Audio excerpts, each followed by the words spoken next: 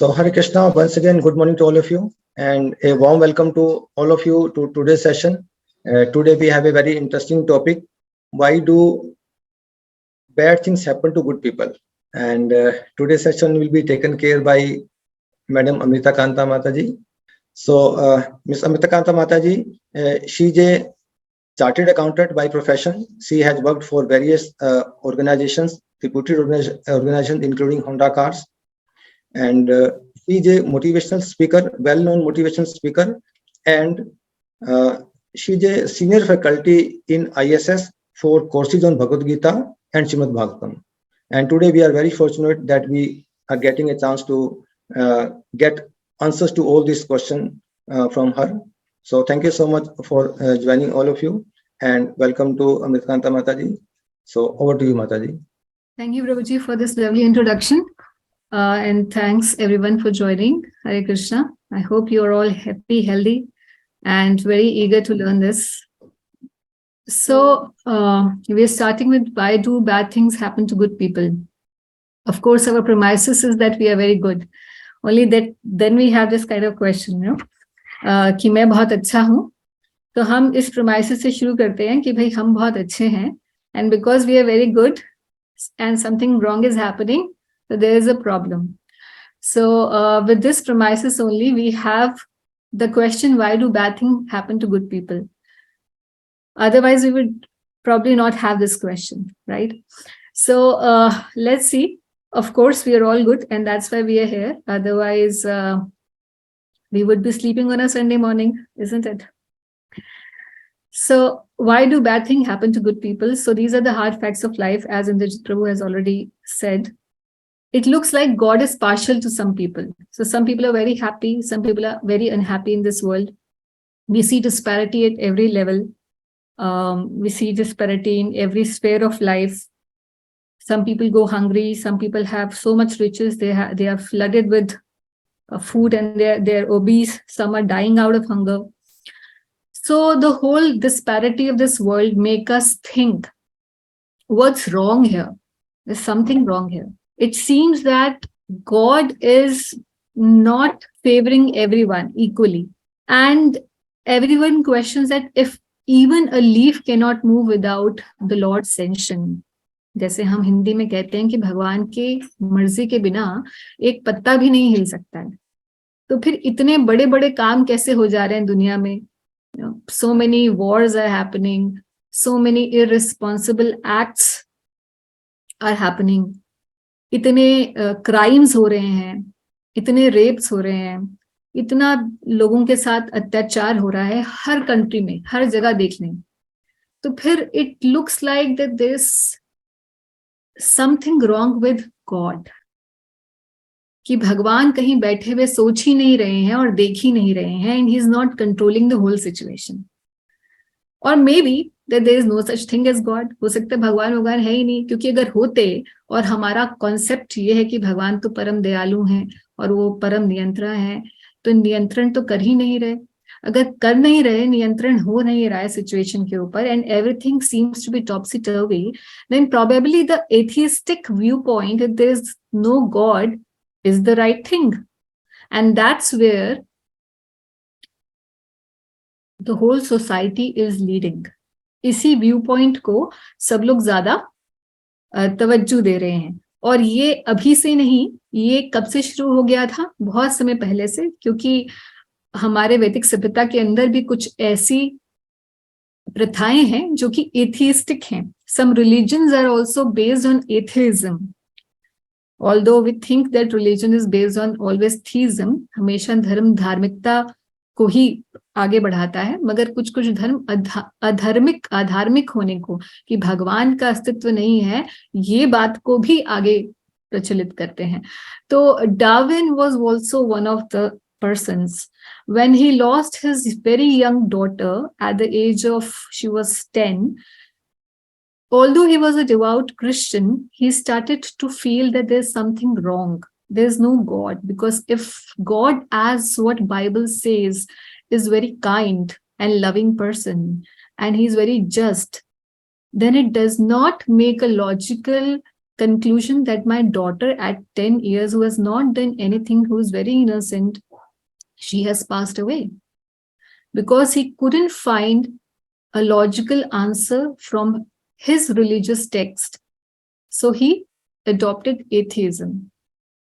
And that he writes in his famous biography also.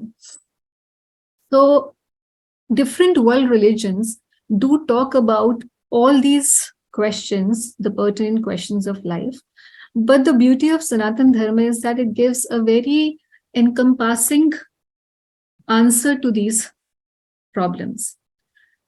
बाकी world religions पूरी तरीके से इस बात को एड्रेस नहीं कर पाते हैं, क्योंकि वो इस कॉम्प्लेक्स लॉ के डिफरेंट निटी-ग्रिटीज को एड्रेस नहीं करते हैं. इसीलिए लोग ज्यादातर जो सनातन धर्म को फॉलो करते हैं, उनका लॉन्ग लास्टिंग फेथ रहता है भगवान में.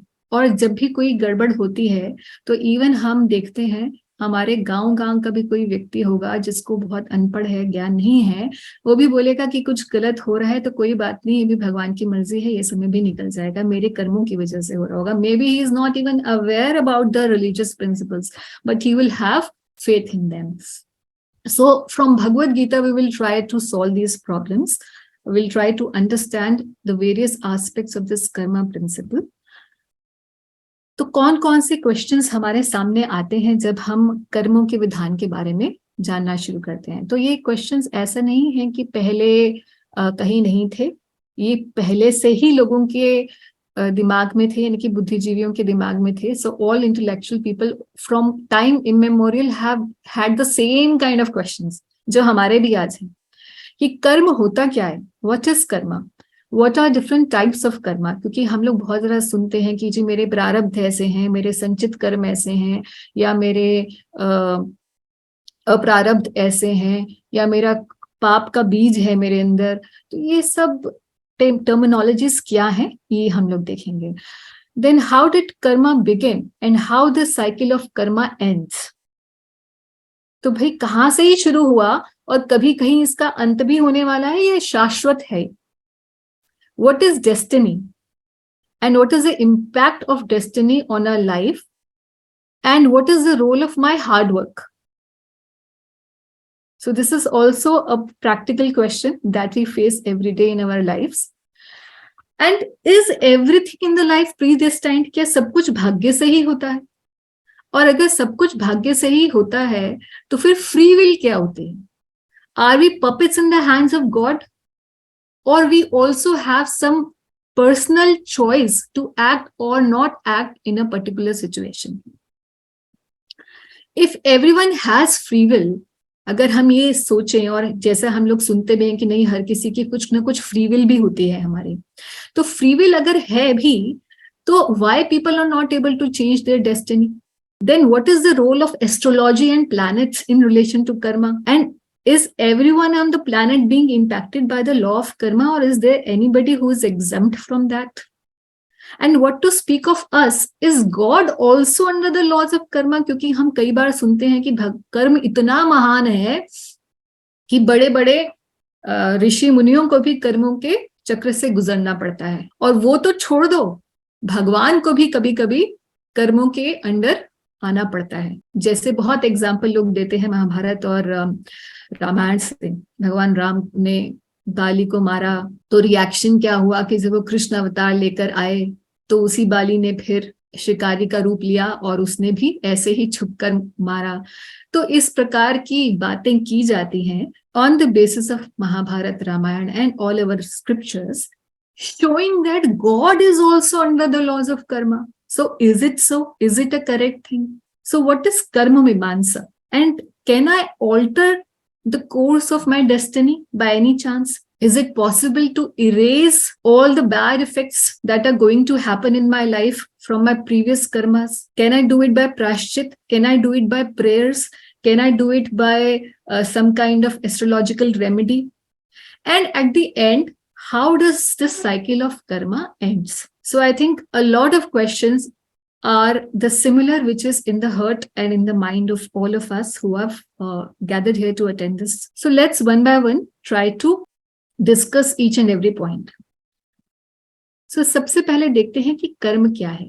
तो कर्म की सिंपल सी बात यह है कि कोई भी जो हम मन से सोच रहे हैं, चाहे हम अपने वाणी से बोल रहे हैं, चाहे हम अपने इंद्रियों से कर रहे हैं. So anything which is done by the mind, with the body or with our speech, मनसा वाचा कर्मणा, जो भी किया जाता है वो एक कर्म ही होता है, या एक्शन कह सकते हैं इसको. ये तो हमारी लिटरल डेफिनेशन है कि जो भी कर रहे हैं वो कर्म है. मगर शास्त्रों में इसकी और भी गहरी डेफिनेशन दी गई है.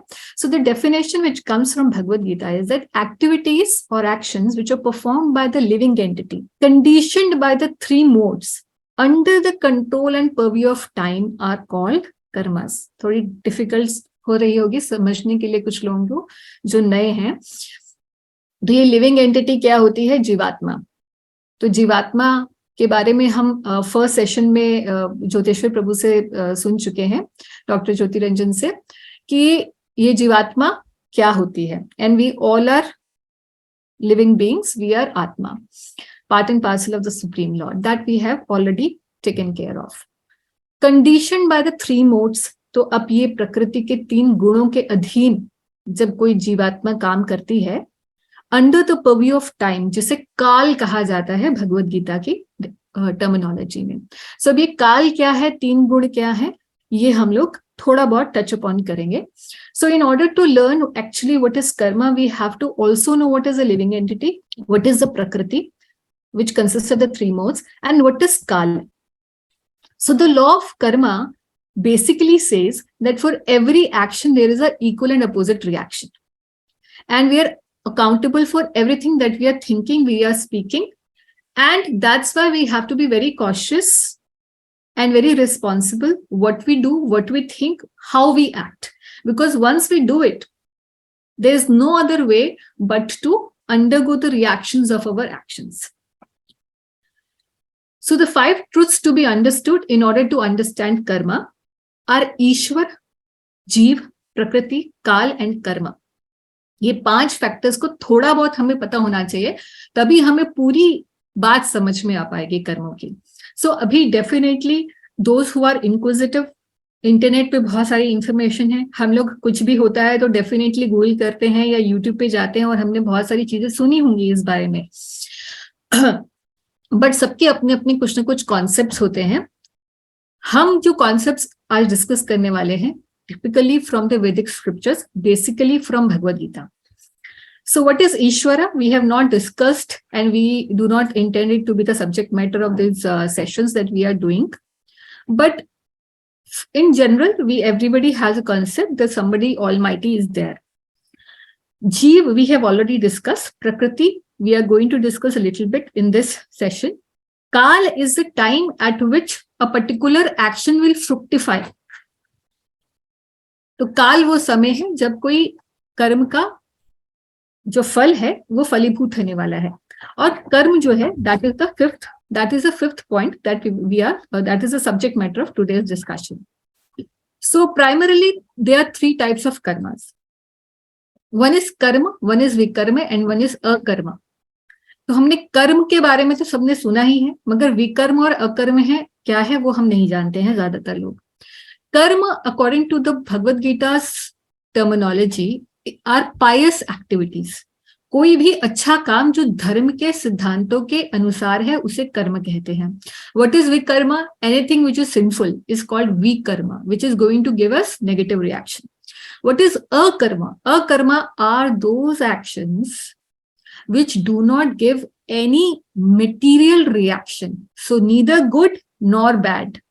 These are actions which do not form part of our karmic cycle, our karmic balance. So what determines what is good and what is bad? भाई मेरी डेफिनेशन हो सकती है कि चैरिटी करना बहुत अच्छा है, मगर आपकी डेफिनेशन में कुछ और अच्छा हो सकता है, और किसी और की डेफिनेशन में कुछ और अच्छा हो सकता है. So how basically we determine what is pious and what is impious. So what is karma and what is vikarma, how do we determine that? What is the basis? That basis is the scripture. So primarily the scripture says they are primarily 4 things which form part of the pious activities. So धर्म के 4 स्तंभ इन्हें कहा जाता है. Of course, then there is a list of other activities which are part of dharma, but the pillar remains these four. Tapa, Shaucham, Daya, Satyam. So tapasya यानी कि austerity, Shaucham cleanliness, Daya matlab mercy, and Satyam means truthfulness. So Srimad Bhagavatam says that these are the four pillars of dharma. So all kind of punya karmas actually are pious activities, or punya karmas are karmas, but primarily these four. Similarly, there are many pap karmas. The list is endless. But the primary pap karmas are dyutam, panam, striyah, sunah. What are these? Gambling, drinking, prostitution, and animal slaughter. So what happens is that by these four sinful activities, the four pillars of dharma are you can say directly related. From gambling, if somebody is engaged in gambling, naturally his truthfulness, satyam, will be removed, because he can't be truthful and be doing this kind of an activity. Similarly, if somebody is drinking, or let's say drinking in terms of drinking anything which is intoxicant, अगर कोई intoxicant लेता है तो उसकी austerity या तपस्या वो कर ही नहीं सकता. It's not possible for that person.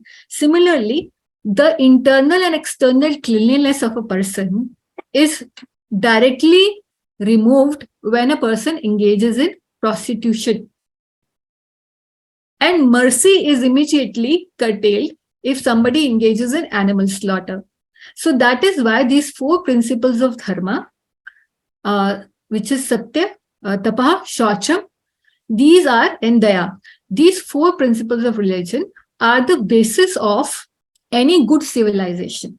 Now, after this, there are many other terminologies which we hear as far as the karma principles are concerned. कई बार हम लोग सुनते हैं हमारे संचित कर्म. तो ये संचित कर्म क्या होते हैं? संचित कर्म है हमारा टोटल बैंक बैलेंस, कार्मिक. तो जैसे हम जीवात्मा बार बार जन्म लेती है और बार बार हजारों करोड़ों कर्म करती है अपने इस पूरे जीवन के अंदर, so that bank balance of our karmas from time immemorial, whatever lives we have undergone, that karmic balance together is called the sanchit karma. So if from this diagram you can see, from this picture which is there, the sanchit karma is something which is there in his all the arrows that he has which he can shoot. Yeah. What is prarabdha? Prarabdha is which has already taken place. भाई मेरा कार्मिक reaction बहुत सारा balance में है, मगर कुछ एक ऐसा है जो फलीभूत हो गया है, which has already occurred. तो जैसे हो सकता है कि मैं एक पर्टिकुलर एरिया में मेरा जन्म हुआ, एक पर्टिकुलर पेरेंट्स के घर में मेरा जन्म हुआ, मेरा सो एंड सो नेचर है, मेरा so and so physical appearance है, ये ऑलरेडी हो चुका है. कैसे हुआ? Depending on what I have done previously in my previous lives. So maybe I am born as a very very poor person in a poor family, and I'm very you can say deformed in my body. I am born with some diseases. This is a prarabdha. Now it is related to my bad karmas, previous bad karmas, but now it has already taken place. This is what is called prarabdha. So this is the arrow which he has already shot. तीर कमान से निकल चुका है. That is prarabdha. Aprarabdha is that balance which is not yet fructified. It will fructify. When it will fructify, we don't know. But it is yet to be fructified. What is Kriyaman karma? So Kriyaman karma are the karmas we are generating through our actions in this life. So कई बार हम लोग बोलते हैं, अपनी कुंडली लेके जाते हैं किसी एस्ट्रोलॉजर के पास, और वो बोलता है कि जी अच्छा आपकी ये कुंडली है, आपके ये ग्रह ऐसे ऐसे प्लेस्ड है. But this is the report card of the previous sanchit karmas. This is not what I'm doing right now. So Kriyaman is something which is being done right now. जैसे मैं अभी बोल रही हूँ, तो मैं अभी क्या क्रिया कर रही हूँ, वही एक्शंस है. और अगमा है वो कर्म which I am setting into motion by my current plans. So I may be doing, I may be thinking that, oh, let me go to Haridwar. So this is a agama. because I am planning, I am setting that action in motion by my thoughts and my deeds right now. So these are the different terminologies that we come across when we discuss karma. So what is the cycle of karma? This karma, because one after the other, it leads to one karma leads to the other karma in motion, and it goes like a cycle. That's why we say कि कर्मों का जो चक्र है इससे कैसे निकले. तो कर्म को चक्र के हिसाब से देखा जाता है या बताया जाता है. कैसे होता है ये कर्म चक्र?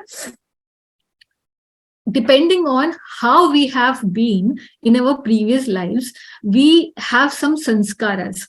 Sanskara is nothing but, you can say, patterns or our habits, which we may not be consciously doing, but we are born with because we have been doing it in the earlier lives. Because of that, we have some koot or some proclivity, or you can say some tendency.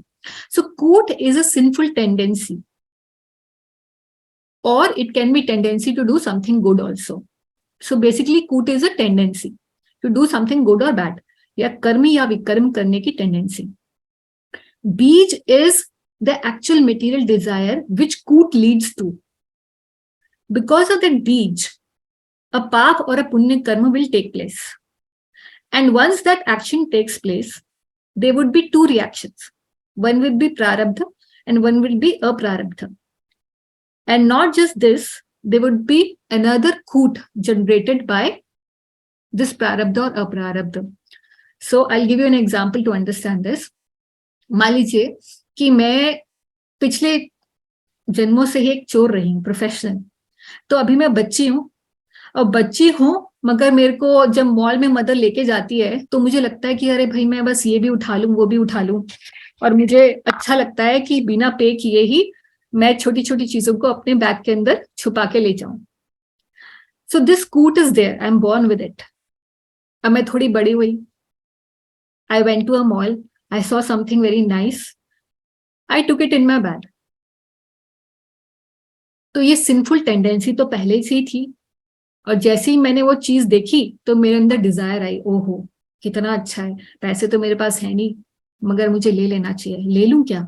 So this thinking, feeling, and then I am thinking ले ही लेती हूँ, willing to do the act is the बीज.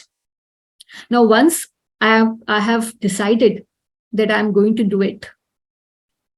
Further would be the action, जो gross body से मैं ले रही हूँ.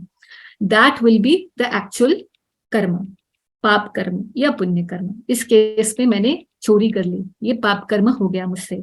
पाप कर्म होते ही दो तरीके के रिएक्शन आएंगे. पहला रिएक्शन मान लीजिए इस एग्जाम्पल में आता है प्रारब्ध. प्रारब्ध क्या है? मैंने उसको उठाया, I got caught up in the camera, और मेरी हो गई पिटाई. दैट इज द प्रारब्ध. बिकॉज अब वो हो ही गया है, सामने मेरे रिएक्शन आ चुका है कि पिटाई हो रही है चोरी करने पर. अप्रारब्ध क्या है कि अब मुझे जेल भेजेंगे, और जेल में मुझे उसके बाद मुझे कोर्ट जाना होगा, और कोर्ट में मुझे जज सुनाएगा कि मुझे कितने लंबे समय तक यहाँ पर रहना पड़ेगा. वो अभी हुआ नहीं है, but it is going to happen. This is अप्रारब्ध.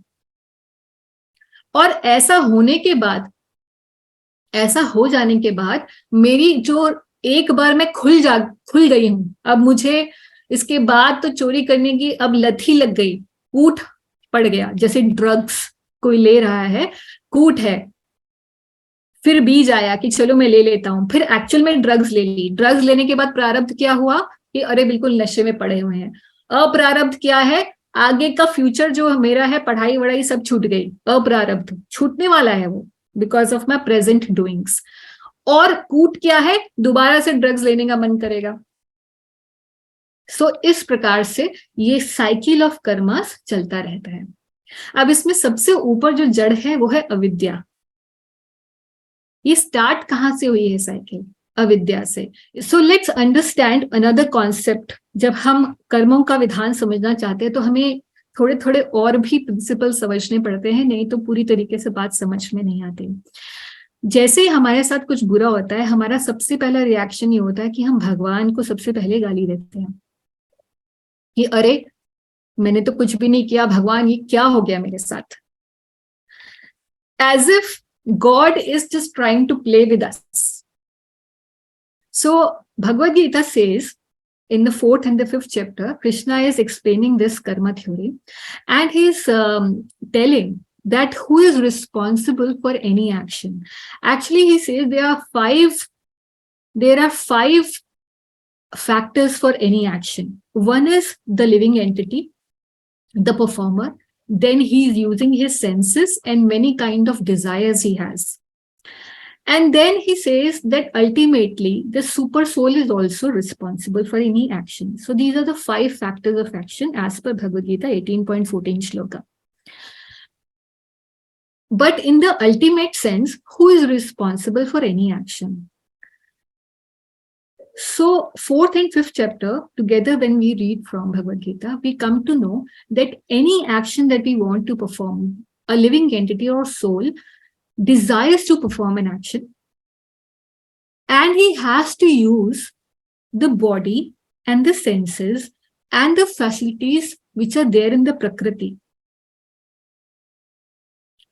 And ultimately, God is there to sanction whether we can do that act or not do that act.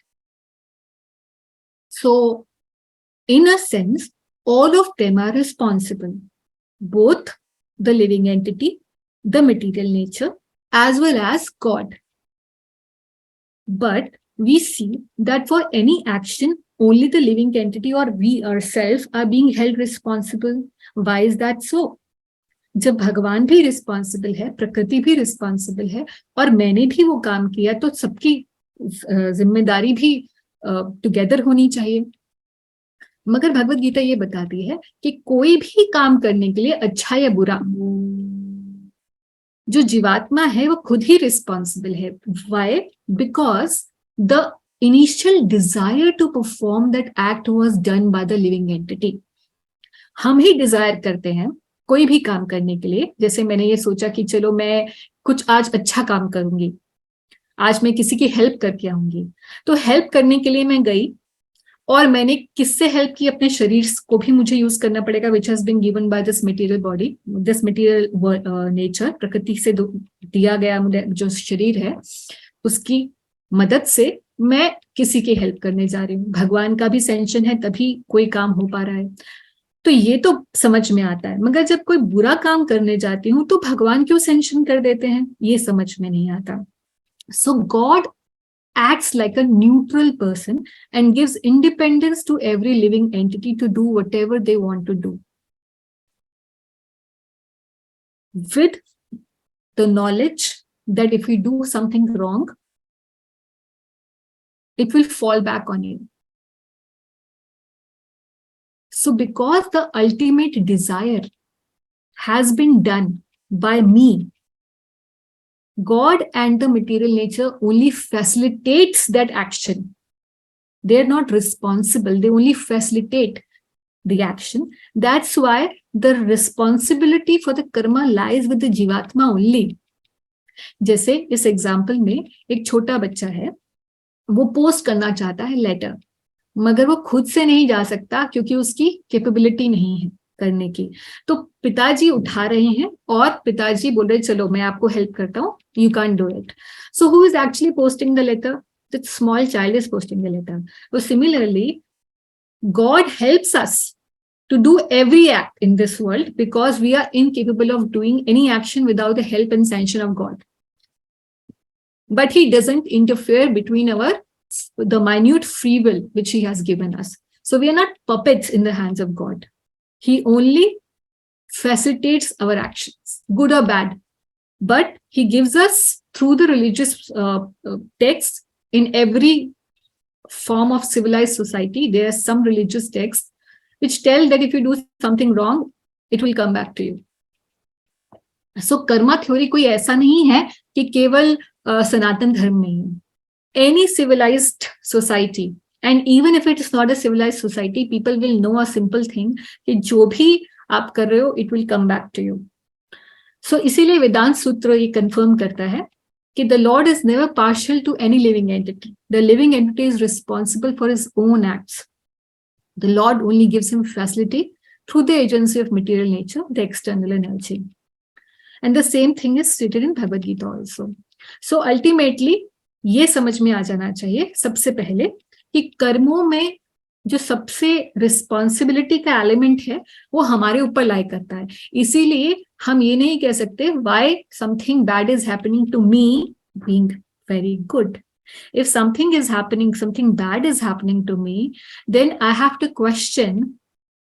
question who is responsible for this bad thing happening. Probably it's me.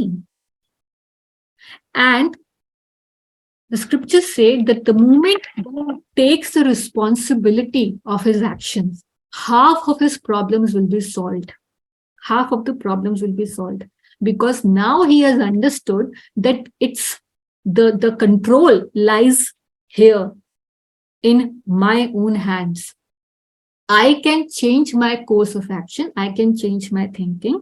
And accordingly, the destiny will also play out. So now let's move ahead. Sometimes people ask questions. So now we'll be taking up all the questions which we were discussing earlier. Why we suffer now for the acts of previous life? भाई इस जन्म में पिछले जन्मों का जिसको तो मुझे याद भी नहीं है उसके कर्मों को मुझे अभी क्यों दे रहे हो? तो some actions fructify, they take their own time to fructify. Some actions will have immediate impact and some will have a delayed impact. इसको इंस्टेंट या डिलेड कर्मा कहा जाता है. तो इंस्टेंट हम देखते हैं कुछ चीजें बहुत जल्दी उग जाती हैं और कुछ चीजों को उगने में बहुत समय लगता है ना. तो ऐसा है कर्मों के अंदर कि काल का भी फैक्टर अफेक्ट करता है कर्म पे. किस समय कौन सा कर्म को का जो रिएक्शन है हम टॉलरेट हमें करना पड़ेगा, ये डिपेंड करता है काल के ऊपर. तो ऐसे ही हम बोलते हैं कि अभी आपकी फलानी दशा चल रही है, आपकी शनि की दशा चल रही है, तो शनि की दशा में अभी आपके बहुत बुरा समय आने वाला है, या अभी आपका ऐसा ऐसा ये है, अब आपका बहुत अच्छा समय आने वाला है, अब आपका IIT निकल जाएगा, है ना. क्यों? क्योंकि काल का प्रभाव हो रहा है. तो पहले ही हमने किए हुए अच्छे कर्म हैं, मगर काल अब आपके साथ नहीं है या काल अब आपको समर्थन दे रहा है. तो ये किस पर डिपेंड करता है? हु डिटरमिन्स दिस कि किस समय मुझे क्या मिलेगा क्या नहीं मिलेगा, ये हमारे बस में नहीं है. This will play out on its own as per the divine arrangement. तो ये इंस्टेंट एंड डिलेड कर्मा का प्रिंसिपल क्या है, ये हमारी पर्सनल लाइफ में हम हर जगह देख सकते हैं.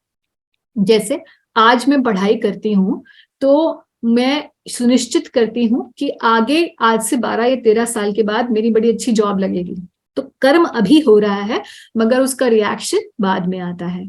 आज मैं जॉब करती हूँ, पूरे महीने काम करती हूँ, मगर उसका रिएक्शन कब आता है? जब सैलरी मिलती है अगले महीने.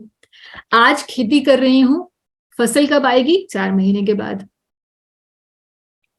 तो इसीलिए जो सफरिंग या हम एंजॉयमेंट कहते हैं जो हमें इस लाइफ में मिल रही है और हम बोलते हैं कि वो पिछले लाइफ से हमें रिलेटेड है, जब ऐसा बोला जाता है कि पिछले कर्मों से मुझे अनुभव हो रहा है, तो उसका मतलब ये नहीं है कि पिछला कुछ था ही नहीं. जो लोग धर्म के सिद्धांत में बिलीव नहीं करते और those who would let's say reject reincarnation, they will not be able to understand this whole layout of karma. So there are certain religions in the world which say that this life is all in all, and after this life there would be either kayamat or there would be either either you go to hell or you go to heaven and everything is finished. So these religious principles will not be able to then explain that why a person is born with a difficult situation. So unless we see life on an eternal plane, जब तक हम जीवन को एक शाश्वत रूप से नहीं देखेंगे, तब तक हम ये समझ नहीं पाएंगे कि कैसे पिछले जन्मों के कर्म अभी भी हमें अफेक्ट करते हैं. So that's what the whole Vedic civilization is based on, to see life on an eternal plane, not in a bits and pieces as if the present life is all in all. Okay, then there are questions which some people ask कि क्या ये law of Karma सबके लिए applicable है इस दुनिया के अंदर? तो ये मनुष्यों के लिए एप्लीकेबल है। मनुष्यों के लिए कैसे एप्लीकेबल है कि जितने भी बाकी योनियां हैं, चाहे वो पशु योनियां हैं, चाहे वो किसी भी प्रकार की योनियां, any species of life, they are just tolerating suffering or enjoying their past karmas. They are called bhog yoni. And manushya yoni is called the karma yoni. So basically, they are not generating any new karmas here. They are only suffering or enjoying what they have already done. So karma law is basically playing out in a human life in a more vivid way, because we are now able to have free will to make the choice to alter our misdoings, or to do something good or to do something bad. ये free will सिर्फ humans के पास है, इसीलिए human life is like a train junction. At the junction we can either move right और we can move left. We have a choice. Similarly, in human life, we have a choice whether we want to end this cycle of karma or again take birth and move on in the cycle of karma. What is individual and collective karma? So then individual karma is what is only accruing to me. जो मैं पहले से करती आई हूँ उसके हिसाब से अच्छा या बुरा मेरा जो भी संचित कर्म है वो मेरा इंडिविजुअल कर्मा है. मगर कभी कभी कलेक्टिव कर्मा भी होता है, किसी एक पर्टिकुलर क्षेत्र के लोगों के लिए या पूरी दुनिया के लोगों के लिए भी हो सकता है. जैसे Covid is a collective karma. Some people have a section of society have started this karma, but everybody in the world had to somewhere or the other feel the impact of it.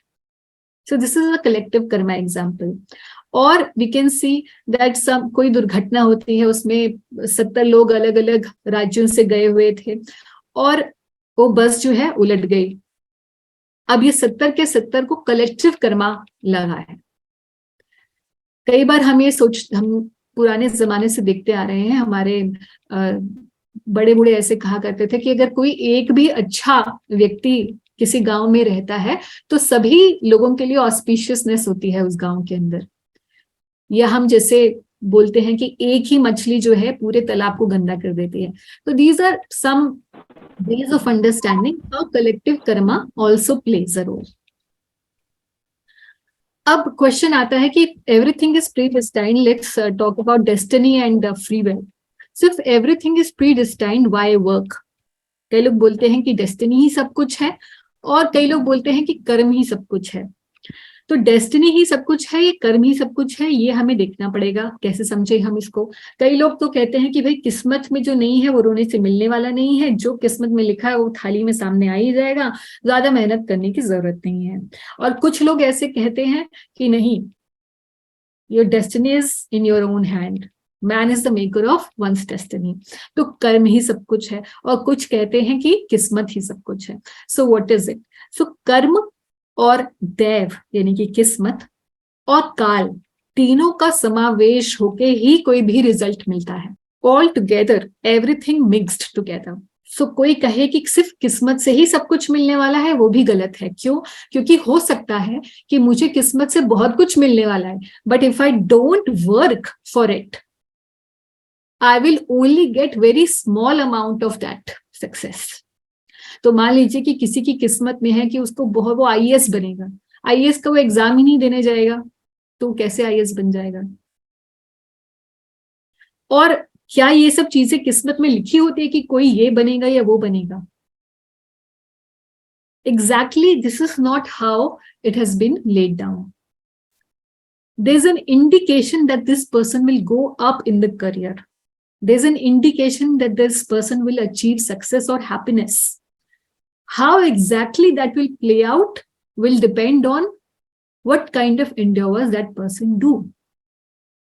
So जब तक कर्म नहीं किए जाएंगे तब तक जो हमारा दैव है यानी कि हमारी डेस्टिनी है वो भी प्रॉपरली प्ले आउट नहीं हो पाती है.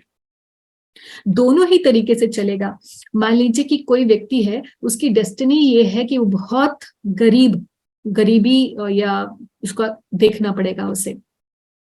But now this person decides कि नहीं, This may be my destiny. I am born in a poor family, but I will work very hard. So if this person will work very hard, at least he will be able to sustain himself respectfully. He may not become very successful, but he will not have to undergo that extreme misery which he might have to undergo without doing the karma. So together, destiny and karma have to go. क्योंकि अगर हम सिर्फ किस्मत के भरोसे होंगे तो what will happen? We will become lazy.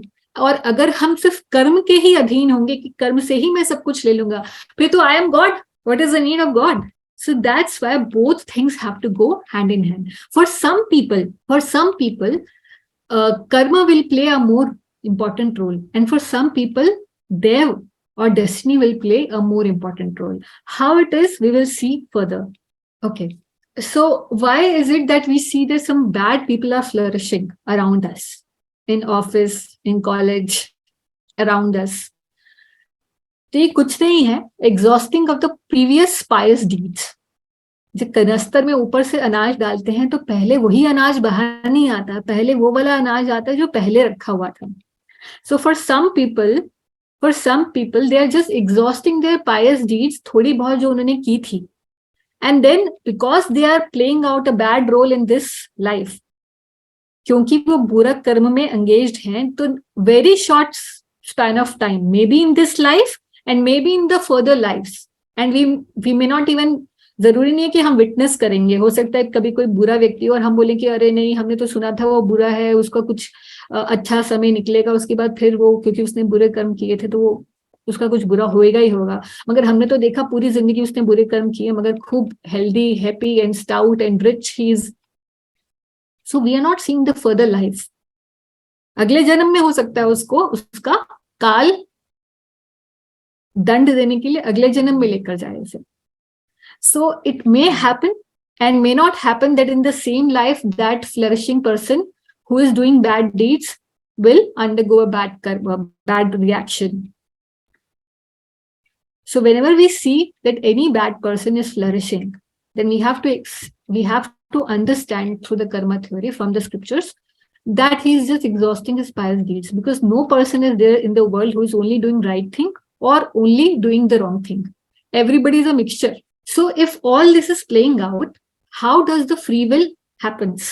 हमारा फ्री विल किस तरीके से वर्कआउट करता है. जब डेस्टिनी और जिसके हम बात कर रहे थे, destiny as well as our endeavours, हमारा कर्म और दैव, इन दोनों के साथ साथ में हमारी फ्री विल कैसे वर्क करती है. तो ये फ्री विल होती क्या है? फ्री विल का मतलब है मेरी अपनी कॉन्शियस चॉइस है किसी भी सिचुएशन में to act in a particular way और not act in a particular way. जैसे मैंने एग्जांपल दिया कि कोई व्यक्ति बहुत गरीब है, उसकी फ्री विल है, वो समझ ले कि अरे मैं तो गरीब ही रहूंगा, तो मैं सिर्फ भीख ही मांग सकता हूँ और कुछ नहीं कर सकता हूँ. या वो ये सोचे नहीं, कैसी भी सिचुएशन है मगर मैं खूब मेहनत करूंगा और मेहनत करके कम से कम मैं किसी लायक तो बन ही जाऊंगा. So now it is his free will how he is going to act in a particular situation. This is a free will. So क्या फ्री विल सबके पास होती है? All humans have got free will, तभी human life जो है कर्मयोनि है. So we have this conscious choice making facility. अच्छा, चॉइस कब होती है? चॉइस हमारे पास तब होती है जब तक हमने काम किया नहीं होता. जब हम काम कर लेते हैं तो उसके बाद उसका फल क्या आएगा उस पर हमारी चॉइस नहीं है. इसीलिए भगवद गीता में भगवान कहते हैं कि आपका कर्म करने पर अधिकार है, मगर कर्म के फल पर आपका अधिकार नहीं है. हालांकि उस श्लोक की बड़ी गलत इंटरप्रिटेशंस हर जगह पहुंची हुई हैं, बट क्यों ऐसा बोला है भगवान ने कि कर्म के फल पे आपका अधिकार नहीं है? क्योंकि बहुत सारे और भी फैक्टर्स इन द प्ले हैं. हम ये सोच रहे हैं हमने तो मेहनत की, मगर हमारा जो एग्जाम है हम उसमें फर्स्ट नहीं आए. क्यों नहीं आए? अच्छा, अगर कई लोग ये भी क्वेश्चन कहते हैं कि भाई अगर मैं मेहनत करूं और मुझे सक्सेस ही नहीं मिले, अगर मैं सक्सेस के लिए ही तो मेहनत कर रहा हूं, अगर मैं सक्सेस मुझे मिलनी ही नहीं है तो मैं मेहनत क्यों करते जाऊं? या अगर मैं पढ़ाई कर रहा हूं तो मुझे कहीं तो निकलना ही है, तो भगवान ऐसे क्यों कह रहे हैं कि कर्म पर तो तुम्हारा अधिकार है मगर उसके फल पे नहीं? मगर फल तो मुझे चाहिए है. बिना फल की आकांक्षा के कौन कर्म करता है? भाई मैं खाना बना रही हूँ इसीलिए तो कि मुझे खाऊंगी. तो भगवान कहते हैं कि कर्मों के फल पे तुम्हारा इसलिए अधिकार नहीं है क्योंकि you are not the only person who is in play, who is going to determine. Your देव इज ऑल्सो देयर.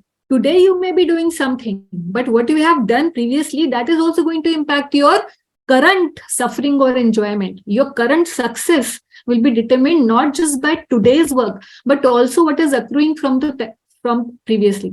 तो जैसे मान लीजिए हम अकाउंट्स की भाषा में बोलते हैं कि आज मैंने आपसे पैसे लेने हैं, आज मैंने आपको कुछ सामान बेचा 10 रुपए का, तो मैंने बोला कि 10 रुपए, आप आए और आपने मुझे 10 रुपए दे दिए. तो मैंने कहा भैया 10 रुपए नहीं, पहले पिछले साल तुमने 300 रुपए का पहले भी सामान ले रखा था, बकाया है, तो 310 देने हैं तुमको. So unless we understand previous life के बैलेंसेस, तब तक हमें ये समझ में ही नहीं आएगा कि भैया 310 का बैलेंस कहाँ से आ गया.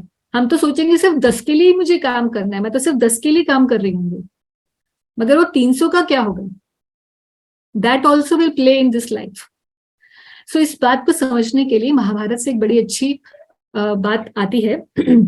धृतराष्ट्र जब द्यूत क्रीड़ा चलनी होती है तो धृतराष्ट्र को विदुर जी कहते हैं कि ये द्यूत क्रीड़ा को आप रोक सकते हैं, आप महाराजा हैं, it's in your hand.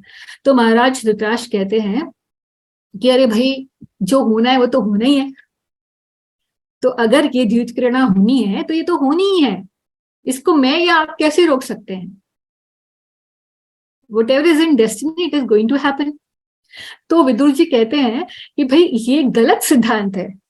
Vidur ji कहते हैं it is the consequence of our acts that are inevitable, not the act itself. He says that destiny has a control on our karma phala, not the karma. ये बहुत ही सूक्ष्म बात है. कई लोग बोलते हैं कि नहीं जी ऐसा हुआ, उसने सुसाइड कर लिया, तो ये भी तो उसकी डेस्टिनी होगी कि वो सुसाइड कर लेगा. नो, ये उसकी डेस्टिनी नहीं है कि वो सुसाइड कर रहा है. वो कर्म करने का अधिकार या ना करने का अधिकार उसके पास है. उसके प्रीवियस कार्मिक बैलेंस ऐसा हो सकता है कि उसकी इतनी मेंटल एग्री हो, इतनी सफरिंग हो कि वो सोचे कि भाई इससे तो मृत्यु ही अच्छी है. मगर अगर उसे पता चल जाए कि भाई this is not the and in itself, human life is very special, I can still alter the course of my destiny, I can make a conscious choice because I know that if I commit suicide तो इससे बड़ा कोई अपराध नहीं है, इससे बड़ा कोई पाप नहीं है, और आगे मुझे और सफर करना पड़ेगा. A person who does आत्महत्या, that he will be granted the body of ghosts, भूत प्रेत की योनि मिलेगी. So he becomes knowledgeable.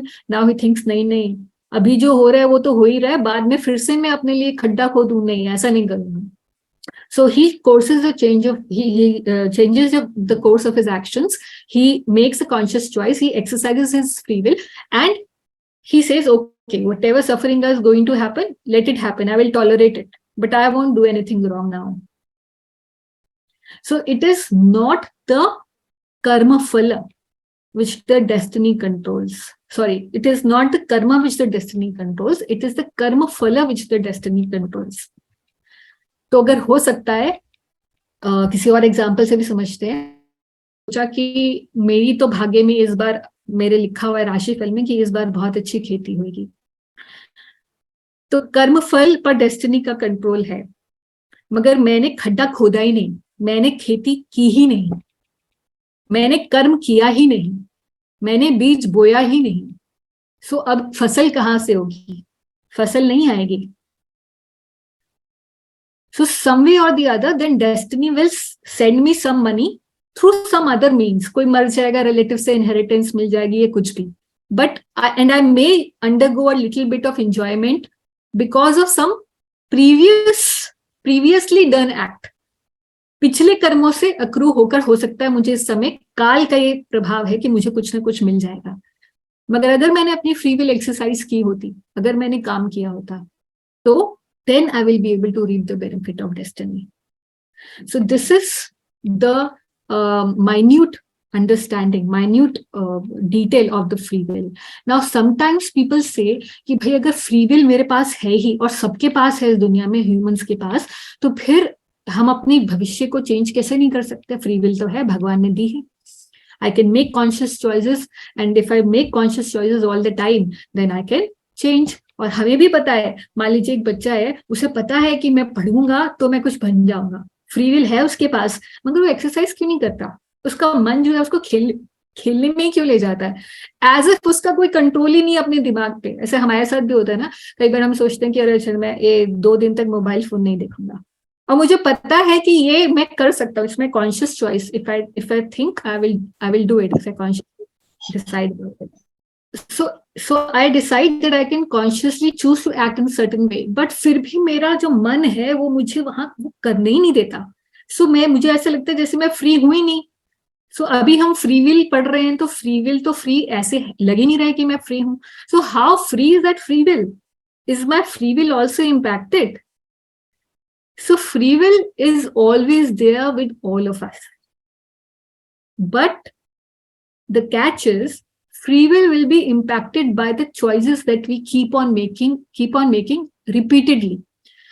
जो भी हम इस जन्म में कर रहे हैं और पिछले जन्मों से भी करते आए हैं, जैसा जैसा हमने संग किया है, जैसी जैसी चॉइसेस हमने बनाई हैं, जैसी मैंने अपनी हैबिट्स फॉर्म कर ली है, जैसे मेरे सबकॉन्शियस पे पैटर्न्स हो गए हैं, because of my own choice.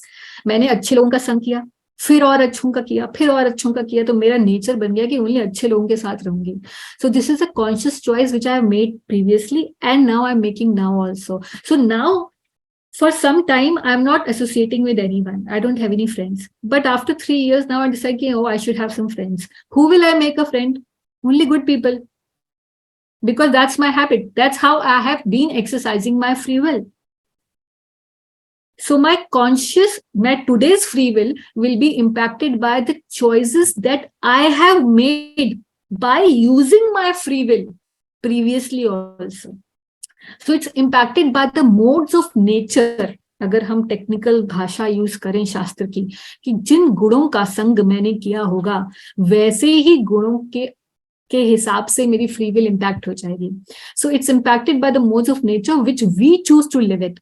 So if I choose to live in सत्वगुण, आई चूज कि मैं सात्विक डाइट लूंगी, मैं सुबह के समय जल्दी उठूंगी, मैं शास्त्रीय संगीत सुनूंगी, भड़कीला कोई संगीत नहीं सुनूंगी, मैं सादा जीवन उच्च विचार रखूंगी, तो मेरी नेचुरल फ्री विल कुछ भी समय, कुछ भी जिंदगी के अंदर कोई भी समस्या आएगी तो मेरा नेचुरल फ्री विल कैसे एक्सरसाइज होगा? अच्छी तरफ. कोई पोस्टर आएगा फिल्म का, लोग, मेरी फ्रेंड बोलेगी अरे बड़ा अच्छा पोस्टर है, ये चलते हैं इस फिल्म को देखने, तो हम लोग this is useless waste of time, I don't want to spend my 3 hours doing that. So now my free will is impacted by the sattvic choices that I have made. And then there are some karmas which are already manifested, जो हमने बताया था प्रारब्ध कर्मा, उसमें हो सकता है हमारी फ्री विल इम्पैक्ट ही ना कर सके. So there are a category of karmas definitely in which free will not play any role. जैसे मेरा ये शरीर अब ऑलरेडी है, अब मैं सोचूंगी नहीं, मैं for example I am 5 feet, मैं सोचूं नहीं मेरी फ्री विल है, मैं 6 feet की होके दिखाऊंगी, this is not gonna happen because ये प्रारब्ध है. सो फिर फॉर ऐसे कर्मों के लिए हम क्या किया जाए, क्या करना चाहिए? So with free will we may not sometime change our karmas, but we can change how it's going to impact us. So that is a conscious choice. Now I can use my free will कि इससे मैं प्रभावित हूं या ना हूं, क्योंकि कोई समस्या मेरी जिंदगी में आ चुकी है. Now it's my conscious decision, it's my free will, how do I make it affect me? Do I get affected by it or not? So this is the minute details about the free will, that although we all have free will, but it will get impacted by the 3 modes. So what is the 3 modes? ये प्रकृति के 3 गुण क्या है?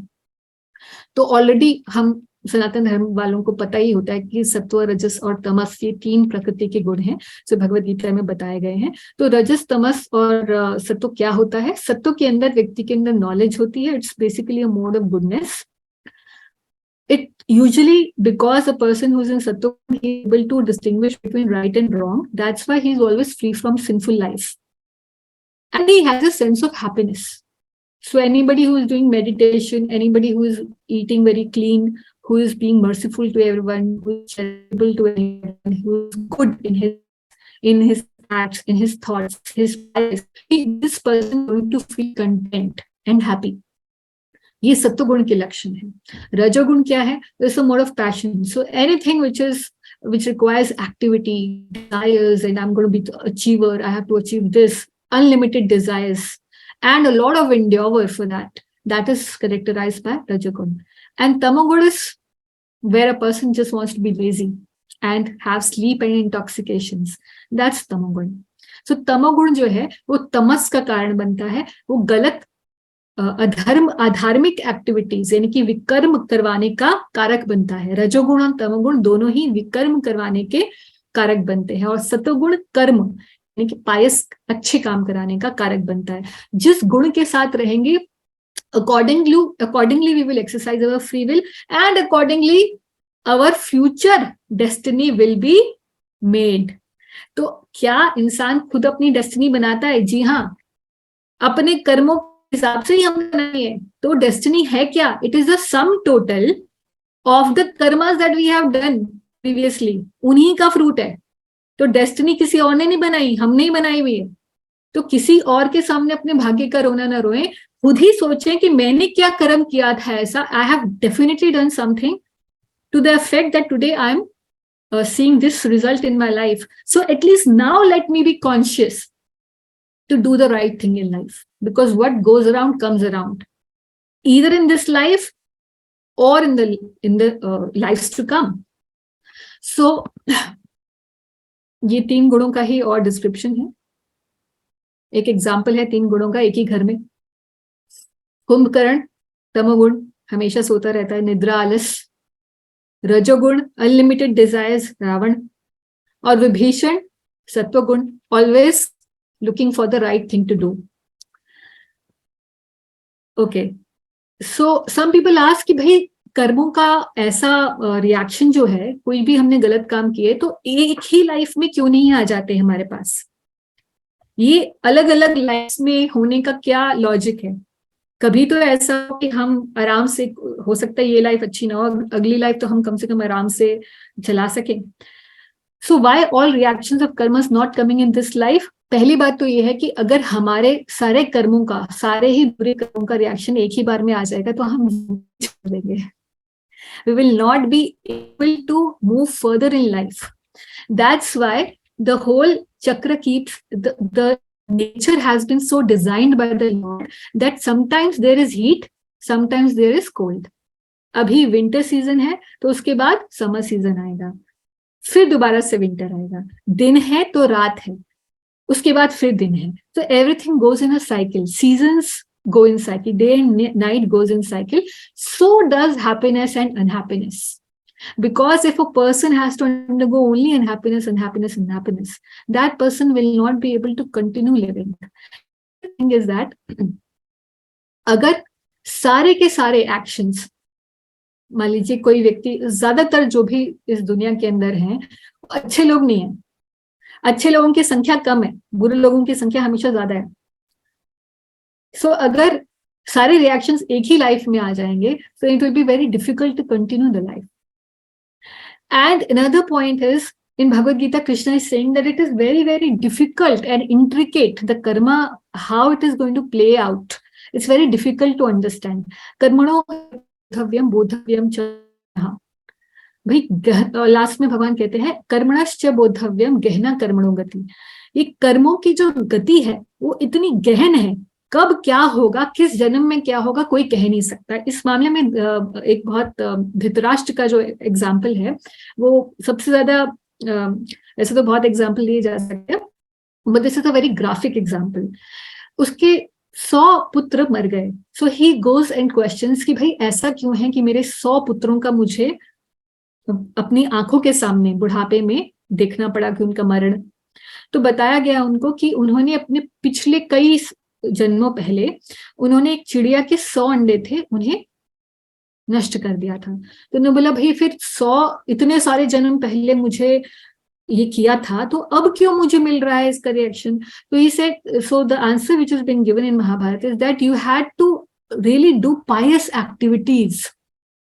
pious activities for 100 births to be able to have that pious balance कि तुम्हारे 100 पुत्र हों, क्योंकि एक पुत्र होने के लिए भी पायस एक्टिविटी, मतलब अच्छा किसी ने पुण्य किया होना चाहिए तो उसको पुत्र की प्राप्ति होती है या संतान प्राप्ति होती है। तो 100 पुत्र उत्पन्न करने के लिए एक ही जन्म में तुम्हें बहुत पायस होना चाहिए था। भाई तुम्हारे जो पिछले 100 जन्मों की पाइटी थी वो इसी में लग गई, तुम्हारे 100 पुत्र हों। और क्योंकि उस समय तुमने किया था, इतने जन्म पहले तुमने ये पाप किया था, एक चिड़िया के 100 अंडे मारे थे, तो अब तुम्हारे वो भी मरने थे। तो अब देखिए, इसको तो समझना ही बहुत ही मुश्किल है कि अच्छे कामों से भी अच्छे काम क्यों अर्जित हो रहे हैं, बुरे काम का फल मिलेगा तुम्हें। So how one can understand the intricacies? So it's very difficult. That's why all the reactions are not coming in one life. So some people also ask that I don't know कि मैंने पिछले जन्मों में क्या किया था, अब मुझे पनिश कर रहे हो, it's very unfair. So the purpose of karma is not punishment. That is to be understood. The purpose of karma law is reformation. Reformation का मतलब है कि भाई जैसे कोई जेल में किसी को भेजा जाता है तो उसको इसलिए नहीं भेजा जाता कि बस अब इसको डंडे मारेंगे और इसको सिखा देंगे, सबक सिखाएंगे। इसलिए भेजा जाता है कि वो अच्छा व्यक्ति बन के बाहर निकले, वो पश्चाताप करे कि मैंने कुछ गलत किया था। तो इसलिए जब भी ऐसी दुखद स्थिति हमारे जीवन में आती है तो हमें पश्चाताप करना चाहिए, किया था, definitely I have done something wrong, so I am not able to enjoy right now, और मुझे सफर करना पड़ता है। So that's why Bhagavad Gita says, मात्रा स्पर्शास्तु कौन्तेय शीतोष्ण सुख दुखदा। ये शीत और जैसे गर्मी और सर्दी आती है, उसी तरीके से ही दुख और सुख भी आते हैं, depending on our previous good and bad works. And what one can do, what is in our hand, tant titikshasva bharata, simply tolerate them. So somebody can say that I am not aware about the laws of karma. जैसे मान लीजिए मुसलमान हैं या Christians हैं या अलग religion के लोग हैं, वो तो सनातन धर्म में नहीं है, क्या उनको पता नहीं है कि कर्मों के बारे में, तो क्या उनको लगेगा?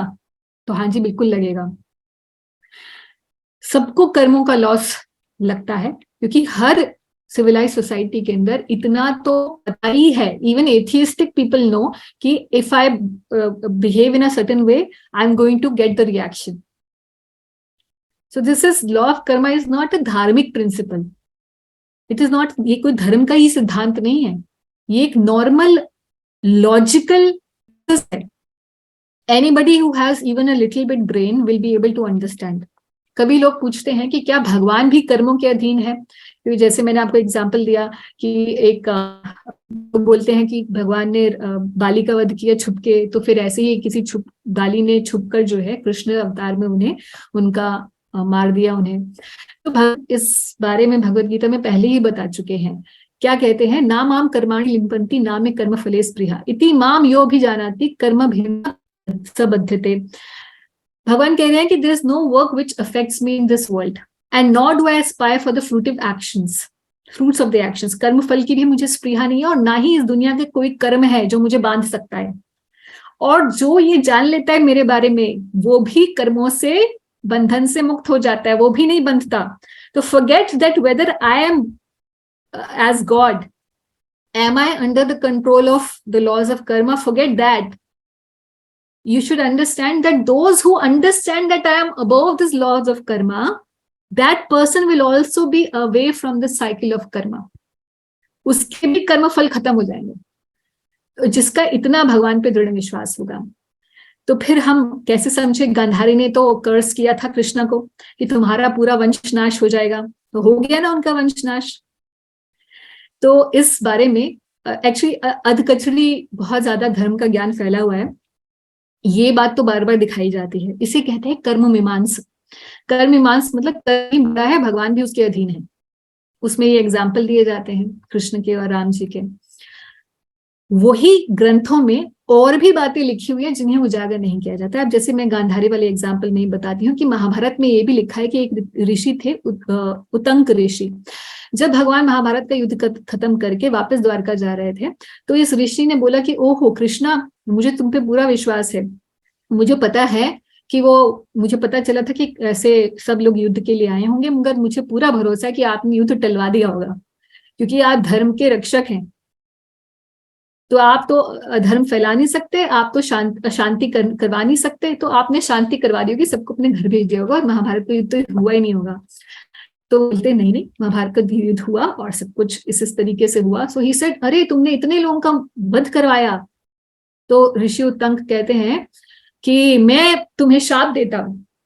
he gets up and he says, मैं अपनी पूरी योगिक मैं पावर से मैं तुम्हें शाप देता हूँ, तुमने इतने लोगों का वध करवाया। तो शाप देने लगे थे तो कृष्ण ने उन्हें अपना विश्वरूप दिखाया और बोला कि भाई तुम्हारे शाप पाप अब तुम अपना टाइम पास मत करो, तुम्हारा शाप मुझे नहीं लगने वाला, मेरे को किसी का शाप नहीं लगने वाला, तुम्हारी तपस्या जरूर भंग हो जाएगी, मैं तुम्हारे शाप पाप सबसे आगे हूँ, सबसे ऊपर हूँ। तो ये दोनों बिल्कुल एक्सट्रीम सिचुएशंस हैं। और फिर ऋषि उत्तंक जो करते हैं समझ जाते हैं कि भगवान है।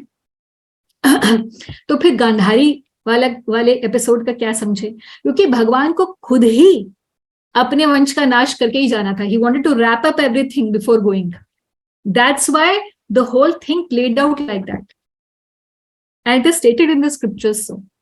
सो इसीलिए ये समझना चाहिए कि God is not under the laws of karma. So now at the end can I change my karmas? मैंने इतने सारे गलत किए हैं, मैं कैसे चेंज कर सकता हूँ? उसके लिए तो किसी ज्योतिष के पास जाना पड़ेगा। Can I change my destiny by astrological remedies? So definitely astrological remedies do have some impact. उसमें यज्ञ करना होता है, दान तपस्या या व्रत करने होते हैं। उससे होता क्या है? पश्चाताप होता है। उससे होता क्या है कि one becomes somehow or the other, उसे धार्मिक बनना पड़ता है। So he has to do some good thing in order to change slightly. दूसरी बात है, एस्ट्रोलॉजिकल रेमेडीज हमेशा वर्क नहीं करते, हर चीज के लिए वर्क नहीं कर सकती।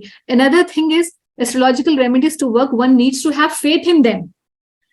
Faith in astrology means faith in scriptures, faith in Vedas, faith in Vedic authority. That means change of your consciousness, change of atheism to theism. Another thing is, one has to change one's pattern to see change by the astrological remedies. मान लीजिए कि मेरा astrology के हिसाब से मेरा शुक्र बहुत खराब है, तो मेरी शादी बहुत खराब चलनी है। मैंने जाकर कुछ शुक्र की रेमेडीज करा ली, मगर मेरी शादी भी खराब चल रही है। क्यों? क्योंकि मैंने अपने बिहेवियर को ही चेंज नहीं किया। I don't value my partner, I don't respect my partner, I don't listen, I don't spend time, I don't communicate with my partner. How is it going to happen? So unless I change my patterns, unless I change my psychology, change my actions and reform myself, astrology will not help. It will only delay the karmas at its best. Same thing happens with प्रायश्चित। कोई भी चीज करने पर प्रायश्चित करने से कर्मों का फल कम होके मिलता है। जैसे मान लीजिए कि मैं गई गाड़ी चला रही हूँ और गाड़ी चलाते चलाते किसी की हिट हो गई गाड़ी, तो मैंने जाके पहले ही माफी मांग ली, इससे पहले कि वो बाहर निकल के आए और 4 गालियां दे और बोले कि चलो अब मैं तुम्हें बताता हूँ, पुलिस के पास ये पुलिस केस करता हूँ। मैं गई, मैंने पहले ही जाके माफी मांग ली कि जी गलती हो गई, बताइए आपका कितना लगता है, हम दे देंगे। तो मामला क्या हो जाएगा? टोन डाउन हो जाएगा। I may still have to pay him, I may still have to pay penalty for my karma, but it will tone down. That's why prashchit is also very important part of the whole any religion, not just Vedic but all religions. अच्छा, तो क्या अपनी destiny हम किसी तरीके से change कर सकते हैं? कैसे ये साइकिल ऑफ कर्मा खत्म कहाँ होने वाली है? क्या चलती रहेगी? नहीं, सबके लिए चलती रहेगी, मगर एक ऐसे व्यक्ति के लिए खत्म हो सकती है जो भगवान का आश्रय ले ले। इस बात को भगवत गीता क्या कहती है? भगवान भगवत गीता में कह रहे हैं कि सर्वधर्मान् परित्यज्य माम एकम शरणं व्रज अहम त्वं सर्व पापेभ्यो मोक्षयिष्यामि मा शुचा। मैं सभी पापों से तुम्हें मोक्ष प्रदान कर दूंगा, मा शुचा, डरो मत। ये मत सोचो कि नहीं होगा। कैसे होगा? मगर सर्वधर्मान् परित्यज्य माम एकम शरणं Vraj. If you surrender unto me, if you take my shelter, complete shelter of God, then only then destiny can change. Padma Purana के अंदर कहा गया है कि अप्रारब्ध फलम पापम कूटम बीजम फलोन्मुखम कर्मणेव प्रलीयते विष्णु भक्ति रतात्मनम। कि चाहे अप्रारब्ध हो, चाहे फल हो, पाप हो, कूट हो, बीज हो, ये सब हम लोग अभी डिस्कस किए थे ना साइकिल में, ये सभी क्रम से धीरे धीरे धीरे प्रलीयते खत्म होने लग जाते हैं, नष्ट होने लग जाते हैं। किससे? अगर रत होके, किस में रत होना है आपको, विष्णु भक्ति में रत हो जाए कोई व्यक्ति, तो ये खत्म हो सकता है. So can prayer change my destiny? And can God remove my karmic reactions? For sure, because He is above those laws of karma. He is the maker of the laws of karma. So what is the purpose of this karmic cycle? So basically this material nature of Prakriti is so designed that all the rebellious souls, जो हमने बोला था ना, अविद्या अभी हम discuss नहीं करेंगे. अविद्या कैसे आई हमारे अंदर, जिसकी वजह से ये कूट बीज पाप की प्रवृत्ति एक्सेट्रा ये सब साइकिल शुरू हुई. तो ये अविद्या की जड़ है अहंकार. And when we think that I am this body and I want to enjoy, rather than being a conscious cooperator with God, we want to enjoy independently. That is avidya. So the whole material creation is a facility which is given to the rebellious souls so that we can purify our consciousness, we can become surrendered to God, and we can learn how to be conscious cooperators with God rather than being rebellious, rather than being misusing our free will to act irresponsibly. The moment we make that conscious choice, avidya will vanish away, and so does the whole cycle of karma. So we will end here.